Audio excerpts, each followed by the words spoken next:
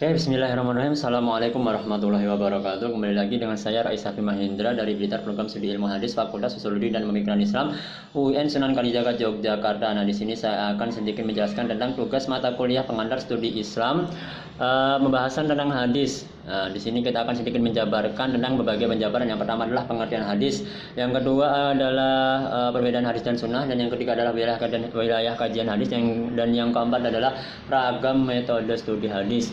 Nah, yang pertama kita akan bahas tentang pengertian hadis. Menurut para muhaddisin atau ulum ahli hadis mempunyai pendapat-pendapat yang berbeda tentang pengertian hadis ini. Nah, ada dua pengertian hadis menurut para muhaddisin, yaitu pengertian hadis yang terbatas atau ta'rif hadis yang terbatas, dan yang kedua adalah pengertian hadis yang luas atau ta'rif hadis yang luas. Pengertian hadis yang terbatas atau ta'rif hadis yang terbatas ini sudah dijelaskan oleh jumhurul muhaddisin, yaitu al hadis huwa ma'udifa ila nabi sallallahu alaihi wasallam min qaulan aw fi'lan aw takriran aw nahwaha. Ialah sesuatu yang disandarkan kepada Nabi Muhammad sallallahu alaihi wasallam berupa perkataan, perbuatan, dan pernyataan atau takrir dan lain sebagainya. Dan hanya disandarkan kepada Nabi Muhammad SAW atau biasa disebut dengan hadis marfu. Nah, dalam pembahasan ta'rif hadis yang terbatas ini terdapat 4 unsur yang tergandung di dalamnya, yaitu perkataan, yang kedua adalah perbuatan, yang ketiga adalah pernyataan, dan yang keempat adalah sifat atau sifat-sifat atau keadaan. Nah, ya, terus lanjut kepada ta'rif hadis yang luas atau pengertian hadis yang luas. Yaitu hadis yang yaitu hadis yang bukan hanya disandarkan kepada Nabi Muhammad SAW, tetapi juga disandarkan kepada para sahabat, atau biasa disebut dengan hadis mauquf, dan juga disandarkan kepada para tabi'in atau disebut dengan hadis maqtu'. Nah, sudah dikatakan dan sudah pernah dikatakan oleh Muhammad Mahfud, innal hadisa la yahtassu bil marfu ilaihi sallallahu alaihi wasallam bal jaa bi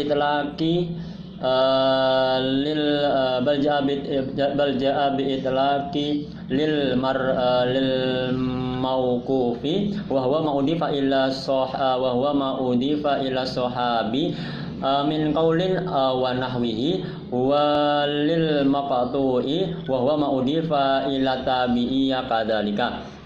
Nah, sungguhnya hadis bukanlah hanya disandarkan kepada Nabi Muhammad SAW, tetapi dapat juga disebutkan pada apa yang mauquf atau yang dihubungkan dengan perkataan atau yang lain sebagainya dari para sahabat, dan apa yang ada pada maqtu atau yang dihubungkan dari perkataan atau yang lain sebagainya dari para tabi'in. Lanjut kepada pembahasan kita yang selanjutnya, yaitu perbedaan hadis dan sunnah.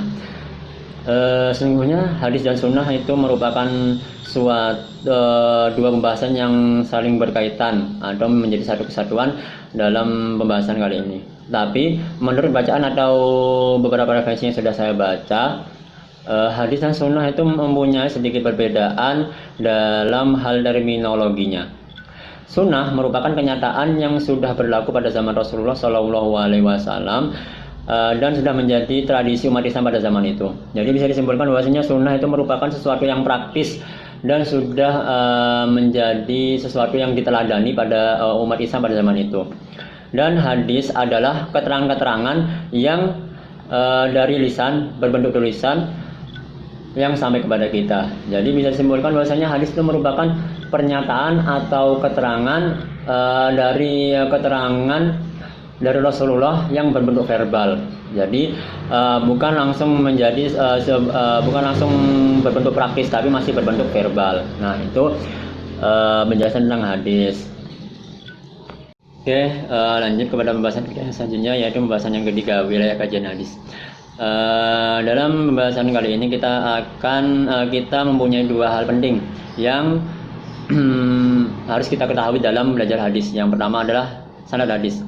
Sanad hadis itu merupakan suatu hal yang penting dalam belajar hadis, karena sanad hadis itu merupakan suatu rangkaian periwayatan yang menghubungkan hadis kepada Nabi sebagai sumber hadis.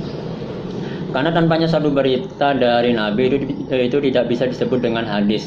Ada dua hal penting yang terkandung dalam pengertian tersebut, dalam pengertian di atas tentang sanad hadis. Yang pertama adalah dalam menghadapi atau mendapatkan suatu hadis, kita harus melihat dulu perawi atau periwayatan yang terkandung atau yang tersirat dalam hadis tersebut. Jadi kita harus mengetahui dulu perawi-perawi yang terdapat dalam hadis tersebut. Nah, itu yang pertama. Yang kedua adalah sanad merupakan bagian yang penting dalam periwayatan, karenanya suatu kitab hadis itu akan ditentukan kedudukannya. Nah, itu yang kedua. Terus ada bagian penting yang harus diketahui dalam perangkaian atau dalam perangkaian sanad, yaitu yang pertama nama-nama periwayat yang terlibat, nama-nama periwayat yang terlibat dalam hadis tersebut. Terus yang kedua adalah lambang-lambang periwayatan hadis yang digunakan oleh perawi dalam hadis yang bersangkutan, seperti halnya sami'tu, terus akhbaroni, terus kana, inna. Nah, itu merupakan lambang-lambang dari lambang-lambang periwayatan yang digunakan oleh perawi dalam hadis yang bersangkutan. Lanjut kepada pembahasan matan hadis. Jadi matan hadis itu merupakan satu kesatuan atau yang saling berkaitan dengan sanad hadis. Nah, dalam belajar hadis.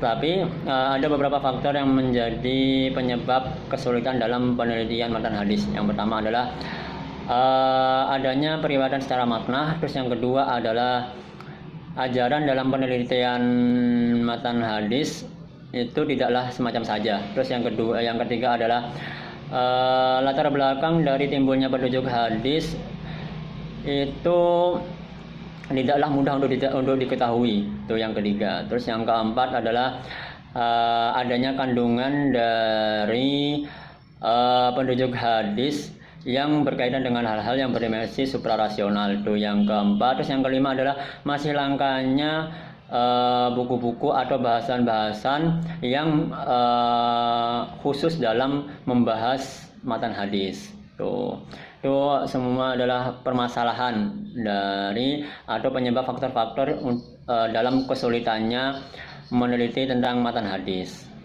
Oke, lanjut kepada pembahasan kita yang terakhir, yaitu tentang ragam studi metode hadis. Dalam pembahasan kita yang terakhir ini ada dua hal penting yang harus kita ketahui, yaitu tentang kesahihan sanad hadis dan kesahihan matan hadis, yang dimana dua hal ini merupakan dua hal yang penting dalam mendukung kita dalam mendalami dan lebih memahami belajar tentang hadis. Nah, yang pertama adalah kesahihan sanad hadis. Dalam memahami atau mengetahui tentang kesahihan sanad hadis ada beberapa hal yang harus kita ketahui.